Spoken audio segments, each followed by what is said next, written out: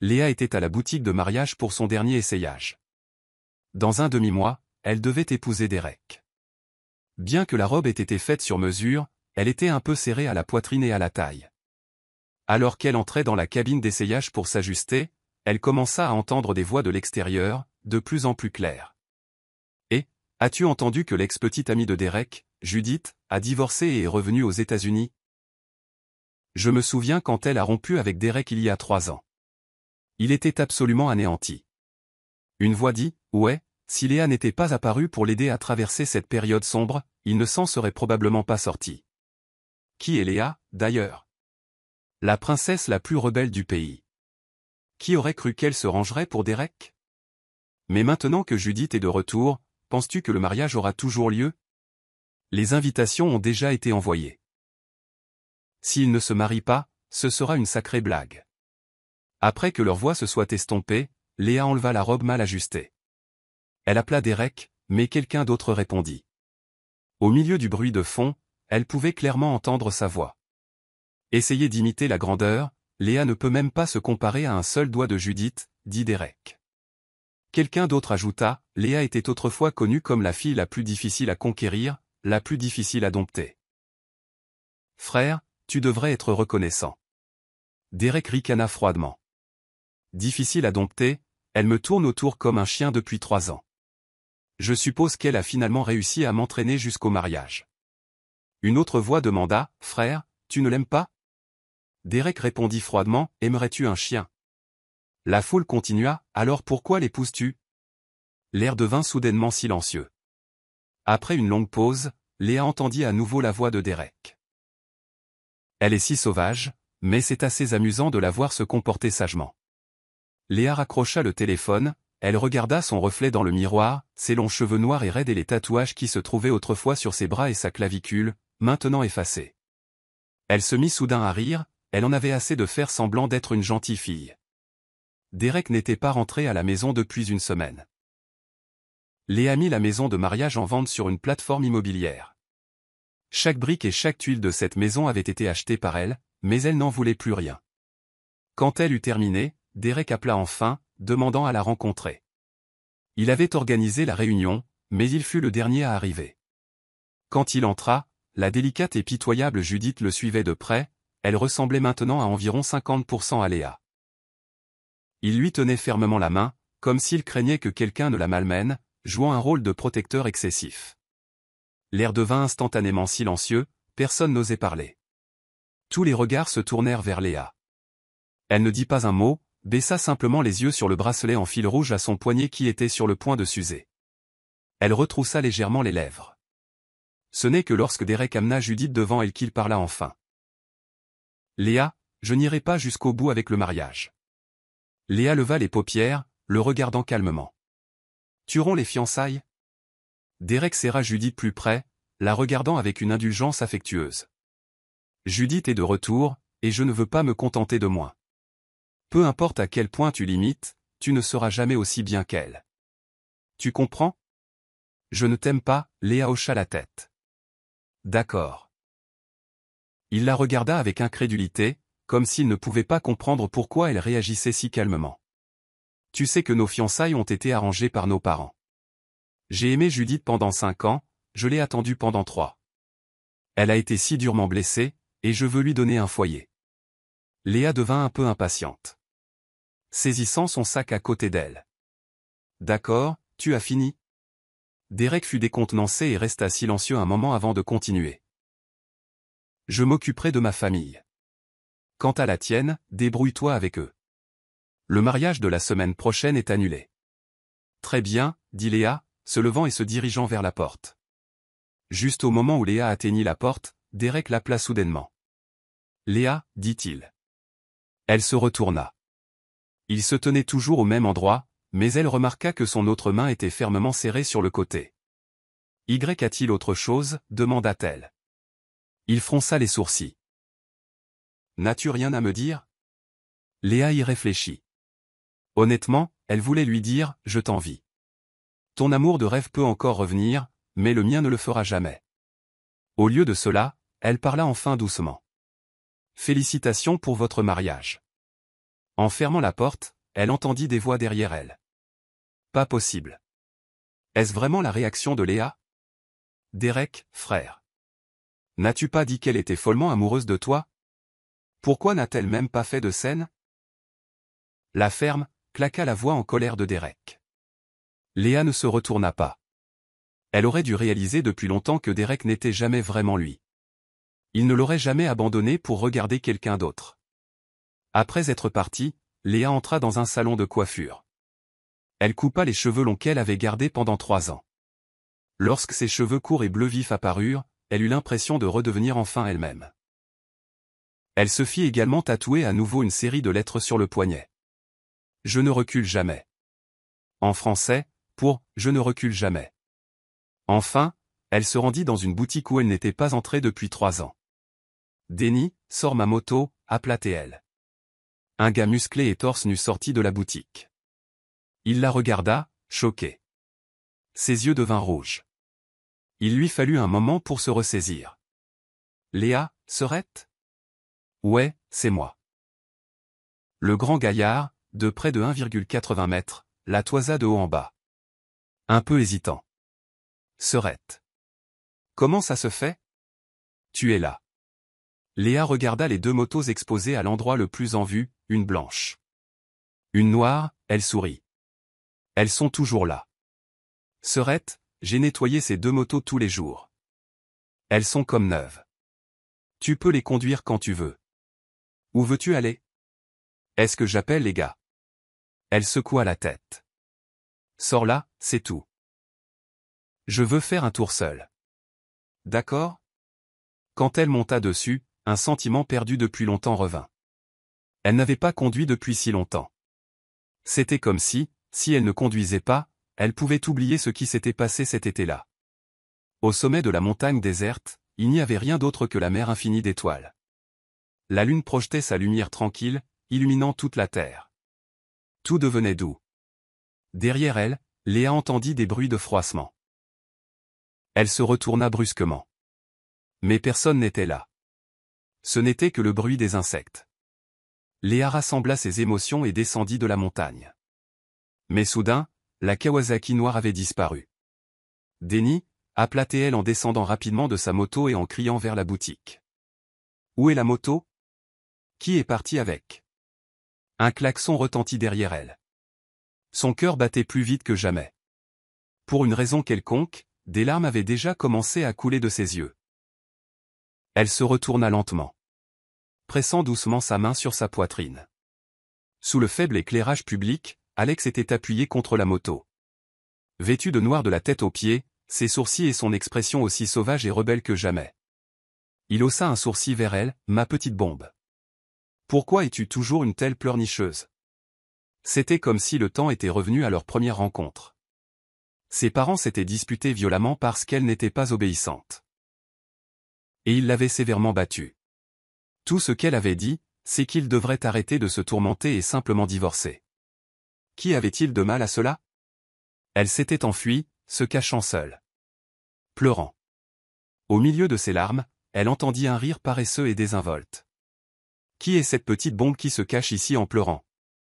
Alex, les mains derrière la tête, se leva lentement et s'assit à côté d'elle, lui tendant un mouchoir. Pleurer seul, c'est trop solitaire. Tu ne me connais pas, donc je peux juste être un auditeur silencieux. Cette année-là, ils avaient tous les deux 15 ans. Léa n'a jamais dit à Alex pourquoi elle pleurait ce jour-là. Mais il est resté avec elle tout l'après-midi. Plus tard, elle a appris à le connaître, Alex, le caïd de l'école voisine. Elle a entendu dire qu'il était féroce dans les bagarres, un enfant sauvage sans père. C'était peut-être le destin, mais ils se sont progressivement rapprochés. Alex emmenait Léa au sommet de la montagne pour regarder les étoiles. Il la présenta à tous ses amis. Il lui donna l'attention et l'amour qu'elle n'avait jamais reçu à la maison. Il lui dit de toujours être fidèle à elle-même, car certaines personnes l'aimeraient telle qu'elle était. Chaque fois que Léa se disputait avec sa famille, Alex apparaissait toujours devant elle, la tenant tendrement, la laissant évacuer toutes ses émotions. Il prenait même sa défense, donnant une leçon à quiconque parlait mal d'elle, disant qu'elle n'était pas une gentille fille. Il lui disait, Léa, personne ne peut définir la valeur d'une personne, et personne ne peut te juger. Tu es qui tu es. Léa, à son tour, prenait sa défense quand les gens le traitaient de bâtard. Quand il n'avait pas envie de parler, elle s'asseyait tranquillement à ses côtés, lui rappelant qu'il n'était pas seul. Alex, tu n'as pas besoin d'être quelque chose de spécifique, car ta seule existence a un sens, disait-elle. Tout le monde disait que ce garçon rebelle et froid n'était doux qu'avec Léa. C'était comme si deux personnes, flottant dans les profondeurs de la mer, avaient enfin trouvé leur bouée de sauvetage. Léa et Alex se rapprochèrent de plus en plus. Après le lycée, ils tombèrent amoureux. Cette nuit-là, un groupe d'entre monta en moto au sommet de la montagne, acclamant pour célébrer l'âge adulte. Puis Alex attrapa discrètement sa main par derrière le groupe et l'entraîna, courant. À ce moment-là, tout ce qu'ils pouvaient entendre était le son de leur respiration. « Alex, n'as-tu pas l'impression que nous nous enfuyions ensemble ?» Elle se souvenait encore de cet été. La lune la plus ronde, les étoiles les plus brillantes, le plus beau chant des cigales, et les yeux les plus sincères d'un jeune garçon, sous le ciel étoilé. Ils s'étreignirent et s'embrassèrent. C'était comme si ce moment allait durer éternellement. « Alex, tu es enfin de retour. Tu m'as tellement manqué. » La voix de Léa tremblait, son corps frissonnait même légèrement. « Pourquoi pleures-tu ? Viens ici, laisse-moi te serrer dans mes bras. » Elle crut l'entendre dire. Elle se précipita à grandes enjambées, mais tout ce qu'elle vit, c'est Denny poussant une moto vers elle. « Serette, pourquoi pleures-tu ? Demanda Denny. Un peu confus. Alex n'a-t-il pas toujours dit que sa moto ne serait jamais laissée seule avec la tienne ? Je t'ai vu partir. Alors j'ai sorti la noire et je l'ai démarrée. Oh, ce n'était que son imagination. Elle tourna le dos à Denny et essuya ses larmes. Les gens disaient qu'il ne fallait pas rencontrer quelqu'un de trop extraordinaire quand on est jeune, sinon tous ceux que l'on rencontre par la suite paraîtront bien fades en comparaison. Peut-être était-elle trop attachée. Cela faisait 3 ans, et elle n'avait toujours pas affronté la réalité. Elle priait encore pour qu'un miracle se produise.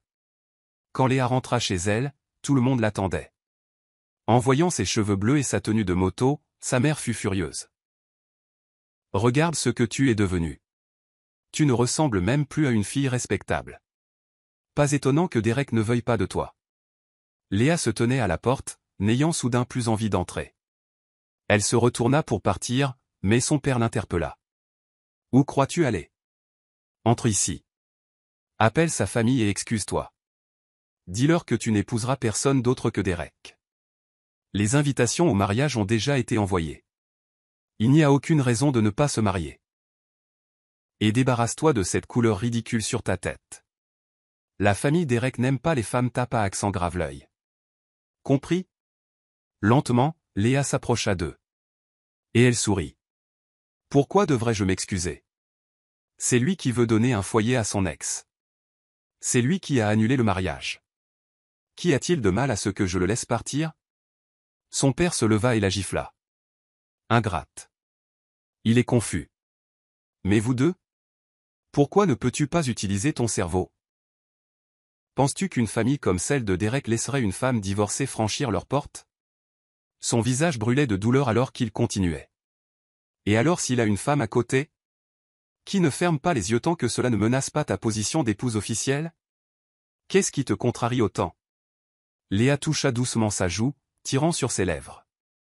Vous pouvez tous les deux jouer à vos propres jeux. Mais désolé, je ne peux pas. La poitrine de son père se souleva de colère. Et il attrapa la tasse sur la table, la lui jetant. Alors un enfant sauvage est mort. Quelle importance ? Ça fait 3 ans. Et tu t'accroches encore comme ça. Vas-tu rester veuve pour lui toute ta vie ? Léa, je te le dis une dernière fois. Ce mariage aura lieu. Même si tu dois mourir, tu mourras mariée à la famille Derek. Léa n'esquiva pas la tasse. Et en l'effleurant, elle laissa une coupure près de son sourcil. Soudain, les souvenirs affluèrent. Après qu'Alex soit tombé de la falaise dans cette course, elle développa une grave dépression. Et ses poignets étaient couverts de cicatrices d'automutilation. Quand les domestiques trouvèrent Léa et la sauvèrent, ses parents dirent qu'elle faisait du cinéma. Comment une fille riche, comblée de tout, pouvait-elle finir avec une telle maladie ? Ils ne la comprenaient pas et ne s'en souciaient pas, car ils avaient déjà construit des vies séparées avec d'autres familles quand Léa était très jeune. Elle n'a jamais compris, s'ils ne s'aimaient pas, pourquoi s'était-il donné la peine de la voir? Puis, lorsque l'entreprise familiale a connu une crise, ils ont décidé de la marier à la famille Derek. Léa ne voulait pas, mais ils lui ont jeté la photo de Derek et lui ont dit d'arrêter de faire semblant. Si elle ne voulait vraiment pas vivre, qu'elle aille mourir. Léa baissa la tête et aperçut cette photo. Un instant, elle crut qu'Alex était revenu. Il se ressemblait tellement, surtout ses yeux. Comme une personne qui se noie s'accrochant à une bouée de sauvetage. Léa accepta la rencontre. Elle se teignit même les cheveux en noir, comme il l'avait dit, parce que la famille Derek n'aimait pas les femmes tapes à accent grave-l'œil. Elle voulait rester à ses côtés. Même si ce n'était que pour regarder ce visage, cela lui suffisait. Mais Léa ne s'attendait pas à ce que Derek soit le premier à lui laisser ses coordonnées. Il a fait le premier pas, et c'est ainsi qu'ils se sont mis ensemble. Plus tard, Léa a découvert qu'il l'utilisait simplement comme substitut. Ils obtenaient tous les deux ce dont ils avaient besoin l'un de l'autre. Alors, quand Derek lui a demandé de laisser pousser ses cheveux, elle l'a fait. Quand il a dit qu'il l'aimait dans de longues robes en coton blanc, elle les a portées. Quand il a dit qu'il n'aimait pas qu'elle fume, elle a arrêté. Il lui a même demandé d'arrêter de conduire sa moto. Et elle l'a écouté, ainsi que les autres. La Léa autrefois rebelle s'était domptée pour lui. L'aimant à la folie, même Derek le pensait. Que pouvait-elle faire? Sans ce visage, elle n'aurait même pas eu le courage de continuer à vivre. Alors, peu importe combien de fois il a franchi ses limites, Léa l'a accepté. Parce que chaque fois qu'elle le regardait, elle avait l'impression qu'Alex était toujours à ses côtés, ne l'ayant jamais quitté. Jusqu'à ce que son amour de rêve revienne, et alors les yeux de Derek n'étaient plus que pour quelqu'un d'autre. C'est à ce moment-là que Léa s'est finalement réveillée de ce rêve. Peu importe leur ressemblance, Derek n'était jamais lui. Avant de se coucher, Léa a reçu un appel inattendu de Derek. « Tes parents ont appelé les miens, commença-t-il. Léa se souvint qu'un peu plus tôt, elle avait posté sa première photo de moto en 3 ans sur les réseaux sociaux. Un ami avait commenté « Trop cool ». Peu de temps après, sous ce commentaire, Derek avait laissé sa propre réponse « Qui aimerait une femme aussi tape à accent grave-l'œil ? Certainement pas bonne à marier. » Alors elle l'interrompit. « Ne t'inquiète pas, tu n'es pas le seul à ne pas vouloir de ce mariage. » Léa se sentit un peu pleine de regrets, cependant, car elle ne reverrait plus jamais ses yeux tendres la regarder. Derek se tut, puis ricana amèrement. Son ton était acéré. « Léa, si tu peux supporter Judith, je pourrais à contre-cœur t'épouser. Mais ne t'attends pas à ce que je t'aime. Compris? Après tout, c'est juste pour plaire aux parents. Tu m'aimes tellement, et ta famille a besoin de la mienne, je pourrais réaliser ton rêve. » Léa toucha la série de lettres anglaises tatouées sur son poignet et sourit lentement. « Derek, si tu m'épouses vraiment, est-ce que Judith le sait? » Il ne répondit pas. Seul le son de sa respiration accélérée demeurait. « Derek, je sais que tu m'utilises comme substitut pour Judith. Assez drôle, je fais la même chose. Sais-tu quand tu lui ressembles le plus? » Léa sourit, se souvenant du sourire désinvolte d'Alex.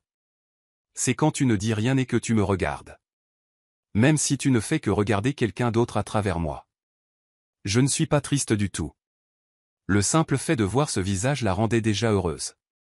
Elle adoucit son ton et dit doucement, « Alors, même si tu m'as fait faire beaucoup de choses que je ne voulais pas, je ne me suis jamais vraiment fâché contre toi. Mais comme tu l'as dit, peu importe mes efforts, je ne serai jamais comme elle. Et peu importe à quel point vous vous ressemblez, vous n'êtes pas la même personne. Donc nous sommes tous les deux des substituts. Je ne te dois rien, et je ne t'aime pas. Ce mariage n'aura pas lieu. » Avant qu'elle ne puisse finir, Derek raccrocha brusquement le téléphone. Léa prit 2 comprimés d'escitalopram. Ce n'est que dans ses rêves qu'elle pouvait revoir Alex. Retour à ces 4 années où ils s'aimaient le plus. Après les examens d'entrée à l'université, ils se sont officiellement mis ensemble devant tous leurs amis. Comprenez-vous? Marcher dans la rue en se tenant la main avec la personne que l'on aime, boire du thé aux perles, regarder un film, même s'ils ne parlaient pas. Juste se regarder tranquillement. L'air semblait doux. Ils pouvaient enfin conduire leur moto bien-aimée, courant ensemble à travers le monde ouvert. Denny a dit un jour, Alex et Léa, c'est le couple le plus parfait que j'ai jamais vu. Rien que debout là, il ressemble à une scène d'un drame romantique. Léa avait ri, lui disant de continuer à parler comme ça. Alex, les mains dans les poches, s'appuyait contre sa moto, la regardant paresseusement plaisanter avec leur groupe d'amis. Plus tard, ils sont allés à la même université et ont commencé à monter une équipe de course ensemble, participant à des compétitions. Alex était incroyablement séduisant, attiranté. Au jour l'attention sur le mur des confessions du campus, où les filles laissaient des lettres d'amour pour lui après les cours. Il craignait que Léa ne devienne jalouse, alors il a même soudoyé la station de radio du campus pour qu'elle lise les lettres d'amour qu'il lui écrivait tous les jours. Entendre ces mots à la radio lui donnait la chair de poule. Et chaque fois qu'ils se rencontraient par la suite, il la serrait contre lui en riant. « Je ne me lasserai jamais d'écrire. Je t'écrirai tous les jours à partir de maintenant. » Beaucoup de gens pensaient qu'ils ne ressemblaient pas au genre de couple qui durerait, mais ils ont fini par rester ensemble pendant 4 années entières. Finalement, les parents de Léa ont découvert leur relation. Ils l'ont appelée à la maison ce jour-là, furieux, exigeant qu'elle rompe avec ce « bâtard ». Elle a refusé. Son père a attrapé un bâton, prêt à la frapper. Mais Léa a levé le menton, obstinément défiante. « Vous avez tous les deux vos propres familles maintenant, toutes ces années vous ne vous êtes pas soucié de moi. Alors, qu'est-ce qui vous donne le droit d'interférer soudainement dans ma vie? J'en ai tellement marre de votre hypocrisie. Qu'est-ce que je suis pour vous, au juste? Une marchandise, a-t-elle défié. Son père a crié en retour, je suis ton père, je t'ai donné la vie, et tu n'échapperas jamais à ton destin. Sa mère a ajouté, j'ai été trop indulgente avec toi. C'est pourquoi tu as perdu tout respect et oses dire de telles choses. Est-ce cet homme qui t'a appris ça? Juste au moment où le bâton allait frapper Léa. Alex est apparu, il s'est interposé, la tirant vers le haut et la protégeant derrière lui, toutes ces années, vous ne vous êtes jamais soucié d'elle. Elle n'a pas reçu son amour, pourtant vous attendez d'elle qu'elle vous rende votre bonté. Pourquoi? Pourquoi devrait-elle obéir à chacun de vos mots? A-t-il exigé. C'est la fille que j'aime. Si vous ne l'aimez pas, je l'aimerai. Si vous ne voulez pas d'elle, je la veux. Ce jour-là, il lui a tenu la main et l'a sortie de cette maison. Ils n'ont pas dit un mot, mais il l'a tenue toute la nuit. Ils s'étaient promis de se marier après l'obtention de leur diplôme. Mais près de la fin des études, Léa a soudainement commencé à être suivie sans raison. Parfois, des pots de fleurs tombaient même d'en haut alors qu'elle marchait dans la rue. Alex aussi, semblait de plus en plus distrait. Un jour, il lui a soudainement demandé, si un jour je ne suis plus là. Que ferais-tu? Je te suivrai, a répondu Léa, et elle ne plaisantait pas. Avant l'âge de 15 ans, elle n'avait ni famille, ni amis, elle était rebelle et sauvage, ne sachant pas ce que signifiait vivre. Après l'avoir rencontré, il est devenu son salut. Elle ne pouvait pas imaginer ce qu'elle ferait sans Alex. Non. A-t-il soupiré, même si je ne suis pas là, tu dois bien vivre. Trouve quelqu'un qui t'aime, marie-toi, et des enfants, compris? Léa serra plus fort ses bras autour de sa taille. De quoi parles-tu? La seule personne pour qui je porterai une robe de mariée, c'est toi. Je n'épouserai jamais personne d'autre. Ne sois pas têtu. Je suis sérieux. Pourquoi es-tu si sérieux? Dis-moi, as-tu quelqu'un d'autre dans mon dos? Il s'éclaircit la gorge, lui caressant doucement les cheveux. Ma princesse, je n'oserais pas, tu ferais mieux de ne pas oser. Ou j'épouserai quelqu'un d'autre et je te laisserai souffrir en me poursuivant. Elle a rétorqué avec colère. Ce n'était qu'une remarque fâchée, mais il a ri doucement. S'il arrive un jour où tu te maries vraiment, et que le marié n'est pas moi, je viendrai gâcher la noce. Alex avait dit qu'il voulait gagner une course pour elle, pour la demander en mariage devant tout le monde avec un trophée et une bague, lui faisant la plus grandiose des propositions. Mais Léa ne s'attendait pas à ce qu'il ne revienne jamais de cette course. Dans son rêve, la scène se déplaça vers une forêt brumeuse. Tout ce dont Léa se souvenait, c'étaient les acclamations assourdissantes, la chaleur torride de l'été, et la nouvelle sur le grand écran, Alex est tombé de la falaise. Au milieu du ciel rempli de flammes, à ce moment-là, il n'y avait plus de son dans ses oreilles. Alex, Léa se réveilla en sursaut, le dos trempé de sueur. Le téléphone sonna, c'était Denny qui appelait. Léa, il y a une course sur la route de montagne cet après-midi. Tout le monde y sera. Tu viens? Je viens, répondit-elle. Ce n'était pas son endroit habituel, mais elle pensait qu'il était temps de commencer à aller de l'avant. Cette course n'est qu'une petite. Il y a une course internationale après-demain. Tu veux venir? Les autres sont déjà partis. Léa s'appuya contre sa moto et alluma une cigarette. Ouais, je devrais m'entraîner. Je vais concourir. J'ai entendu dire qu'il y aura beaucoup de coureurs célèbres, surtout cet outsider venu de l'étranger. Il a des performances incroyables, mais malheureusement, il n'enlève jamais son casque. Donc personne ne sait à quoi il ressemble. Si je le rencontre, je lui demanderai un autographe. Léa expira une bouffée de fumée, le taquinant, regarde-toi, si fan. Je te gagnerai un trophée la prochaine fois. Les yeux de Denis devinrent rouges. Léa, te voir comme ça me rend si heureux. Elle lui tapota l'épaule, terminant sa dernière bouffée de cigarette. En se retournant, elle vit Derek, leurs regards se croisèrent, et elle remarqua que son regard s'éclaira. Léa, appela-t-il. Elle n'avait pas l'intention de répondre et écrasa la cigarette sous sa chaussure, mais il lui attrapa le poignet. Parlons. Il se tenait devant elle, bloquant le soleil. Dans la contre-jour, seul son ombre demeurait. Léa le regarda tranquillement, un visage si semblable. Quel dommage qu'il ne soit pas Alex. Ne me regarde pas comme ça. Derek haussa soudain la voix.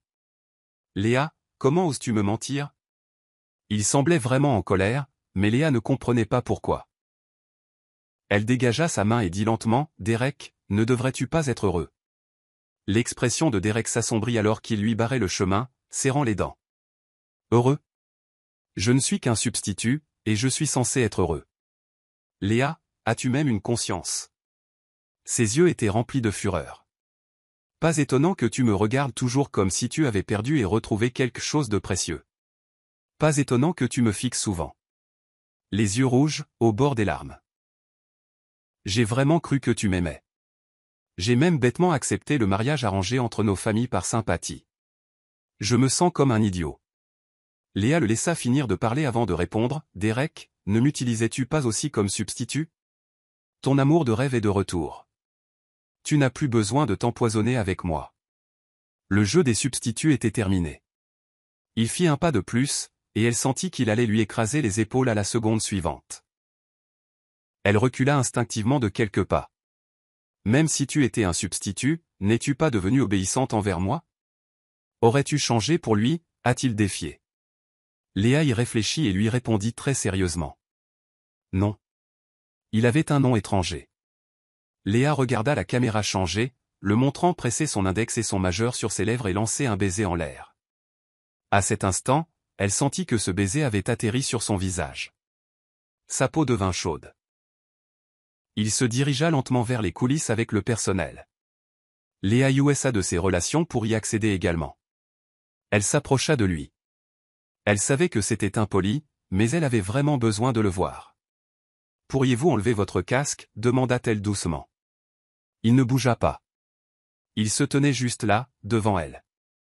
Même sa carrure était si semblable à celle d'Alex. Le cœur de Léa battait à tout rompre. Finalement, il parla. « Désolé. » À ce moment-là, tout autour de Léa devint froid. Alors ce n'était vraiment pas lui. N'est-ce pas? Elle se souvint soudain de cet été où Alex lui avait demandé ce qu'elle ferait s'il n'était plus là. Léa avait dit qu'elle le suivrait, mais elle n'avait pas tenu parole. Elle baissa la tête, les lèvres tremblantes. Finalement, tout espoir était perdu. Elle se tourna pour partir, mais soudain, quelqu'un lui attrapa le poignet. Léa baissa les yeux, et son regard parcourut ses phalanges distinctes jusqu'aux veines de son poignet. Il portait un fil rouge identique à celui de son poignet. Il était usé et effiloché. À cet instant, son esprit devint complètement vide, mais une larme tomba sur sa main. Elle le regarda défaire le casque d'une main. Puis le visage qu'elle avait désiré jour et nuit apparut devant elle. Même la courbe de ses lèvres était exactement la même. « Alex, mon Alex, tu m'as tellement manqué. » Tellement, tellement. Mais quand elle ouvrit la bouche, aucun son ne sortit. Elle comprit enfin ce que signifiait être si submergée par l'émotion qu'elle ne pouvait plus parler. 3 ans s'étaient écoulés, et il semblait qu'il n'avait pas changé du tout. Il était toujours la personne dont elle se souvenait. Pourtant, il semblait aussi différent. Sinon, pourquoi sa vision était-elle si floue? Alex se tenait sous les lumières, un halo doré l'enveloppant, souriant en la regardant. Il retroussa les lèvres et dit, « Ma petite bombe, qu'est-ce qui ne va pas? Tu ne me reconnais plus ?» Léa ne put se retenir plus longtemps. Elle se jeta dans ses bras, pleurant de manière incontrôlable. « Pourquoi? Pourquoi as-tu mis si longtemps à revenir? » « J'ai entendu dire que ma petite chérie allait se marier et que le marié n'était pas moi, » répondit-il. « Bien sûr, je devais revenir pour gâcher la noce. » Il l'enlaça et embrassa ses cheveux.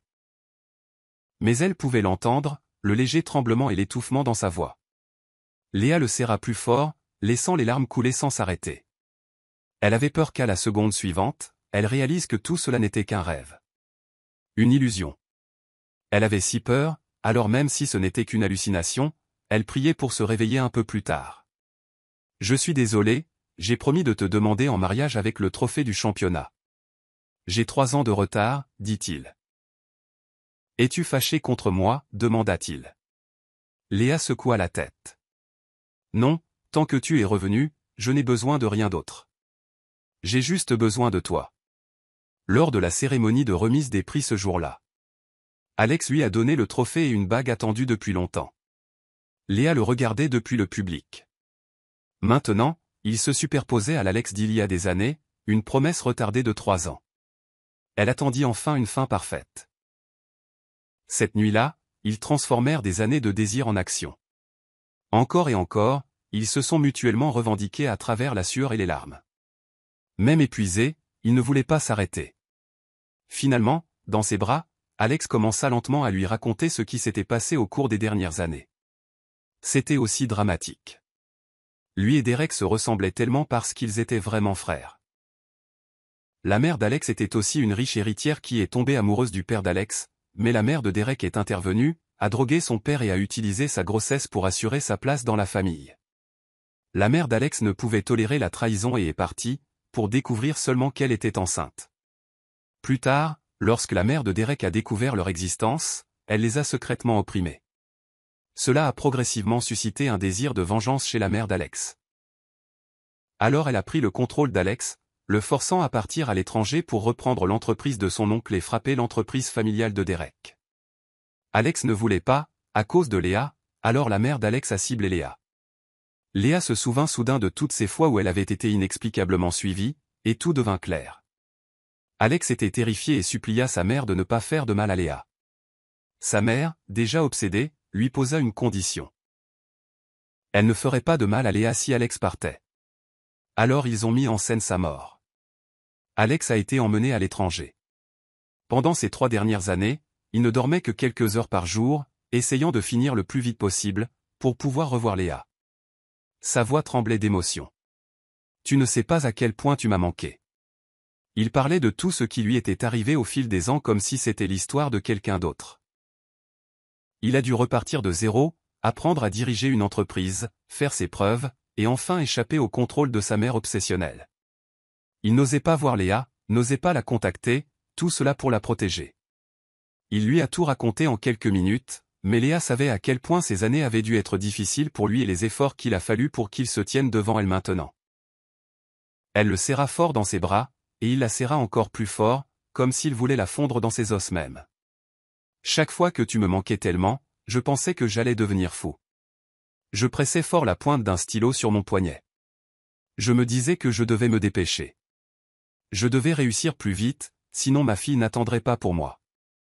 Léa a promis à Alex qu'elle gagnerait un trophée pour lui sur la piste. Il ne pouvait pas rompre cette promesse. Il lui a dit qu'il l'épouserait. Elle était si sotte, elle l'attendrait pour toujours. Alors il a étudié comme un fou, se libérant lentement du contrôle de sa mère, et maintenant, enfin, il pouvait se tenir devant elle. Léa savait que ses larmes séchaient seulement pour couler à nouveau. C'était comme si elle libérait toutes les émotions qu'elle avait refoulées au fil des ans.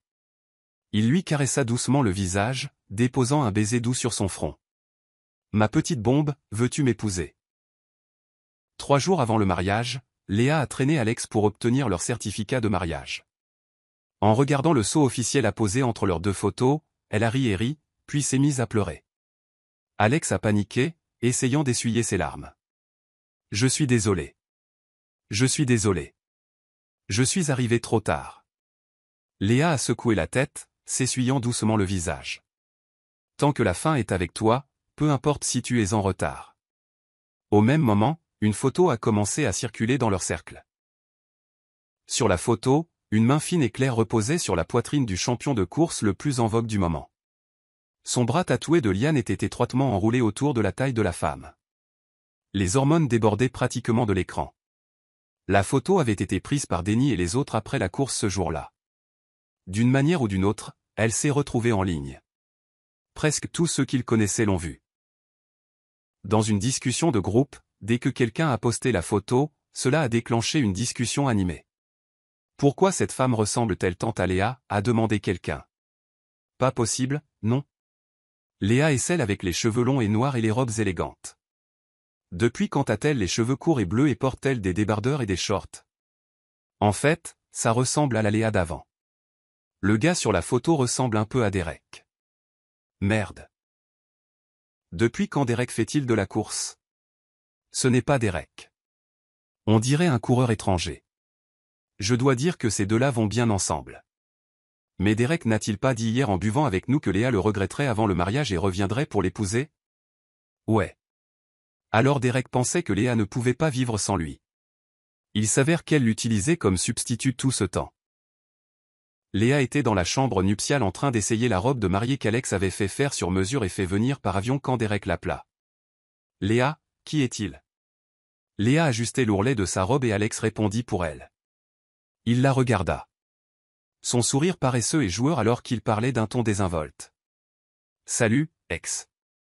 Laisse-moi me présenter. Je suis son mari légal. Alex et Léa ont retrouvé tout le monde sur la route de montagne. Ils ont enfourché leur moto bien-aimée et ont fait la course ensemble jusqu'au sommet de la montagne. Tout le monde riait et pleurait en même temps.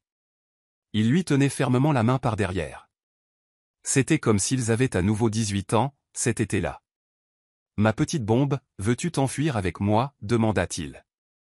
Les larmes montèrent aux yeux de Léa. Cette fois, elle lui serra la main, courant ensemble à travers la nuit d'été. Elle se mit sur la pointe des pieds et embrassa le coin de ses lèvres. Mais il prit le contrôle, lui saisissant fermement la taille et se penchant pour un baiser profond. Cette sensation familière, douce et sauvage, ne pouvait se comparer à la joie de retrouver quelque chose que l'on croyait perdu. Pourtant, cela compensait leur jeunesse bouillonnante, passionnée, romantique, brisée et inachevée. Léa ne savait pas s'ils s'étaient sauvés l'un l'autre. Tout ce qu'elle savait, c'est que dans chaque voyage qu'ils entreprenaient, l'amour était toujours la plus grande des vérités. Ils ont fait la fête toute la nuit dans la boutique de Denny et ne se sont endormis qu'à l'aube. Derek regarda le visage qui ressemblait si étroitement au sien. Il ne dit pas un mot. Et puis, complètement brisé, il s'éloigna. 2 jours avant le mariage, Alex et Léa révisaient la liste des invités. Ils n'invitèrent que leurs amis les plus proches, prévoyant un mariage qui serait vraiment le leur. Au milieu du chaos des préparatifs, Léa reçut un appel inattendu de Judith. De l'autre côté, Judith sanglotait doucement. « Peux-tu aller voir Derek? Il a tellement bu qu'il a eu une intoxication alcoolique et il est à l'hôpital. » Léa était un peu confuse, qu'est-ce que cela avait à voir avec elle? La voix de Judith était étranglée par les larmes. « J'ai toujours pensé que Derek m'attendait vraiment. Qu'il m'aimait vraiment. Je pensais qu'une fois revenu, il se tiendrait fermement à mes côtés. Pendant cette semaine, il était avec moi. Mais il n'arrêtait pas de regarder son téléphone. Je savais qu'il attendait ton appel. Mais tu ne lui as même pas envoyé un seul message. Alors il m'a emmené te voir pour annuler le mariage, juste pour te mettre en colère. Mais tu es parti si calmement. Tu ne sais pas à quel point il a perdu le contrôle après ton départ. C'est là que j'ai réalisé que dans ce jeu de substitut, il avait en fait développé des sentiments pour toi. Après avoir découvert que tu étais avec quelqu'un d'autre, il n'a cessé de boire, marmonnant ton nom. » Léa fronça les sourcils, interrompant Judith. « Je ne veux pas entendre ça. Je ne l'aime pas. Pas une seule fois je n'ai ressenti quelque chose pour lui. Et il ne m'aime pas non plus. Il ne supporte juste pas le fait qu'il n'avait pas le contrôle de la relation. Puis elle raccrocha le téléphone. Un jour avant le mariage, l'entreprise d'Alex a publiquement racheté l'entreprise familiale de Derek. Ce n'est qu'alors qu'ils ont réalisé que le père de Derek avait un fils illégitime hors de la famille. Mais au lieu de se battre pour l'héritage, lui et sa mère ont travaillé ensemble et ont porté un coup fatal. L'un des détails les plus discutés de ce jour-là fut que Alex et Derek se ressemblaient de manière frappante. Au même moment, Alex annonça qu'il épousait son premier amour. Et le mariage était prévu pour le lendemain. Tout le monde a finalement compris. Le coureur, c'était lui. C'était l'amour de rêve que Léa croyait avoir perdu mais